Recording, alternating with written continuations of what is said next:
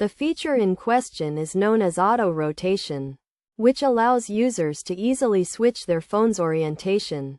This purpose-based feature enables devices to transition between landscape and portrait modes, providing a convenient way to view applications. When auto rotation is not working, it can be frustrating.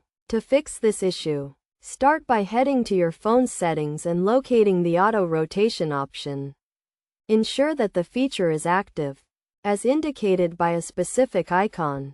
If the feature is inactive, toggle it on. You can also check the Settings app to diagnose any issues and test the sensors to ensure they are working properly. If the problem persists, try restarting your phone, as this often resolves temporary glitches. Additionally, check for any system updates, as installing the latest version may help fix the issue.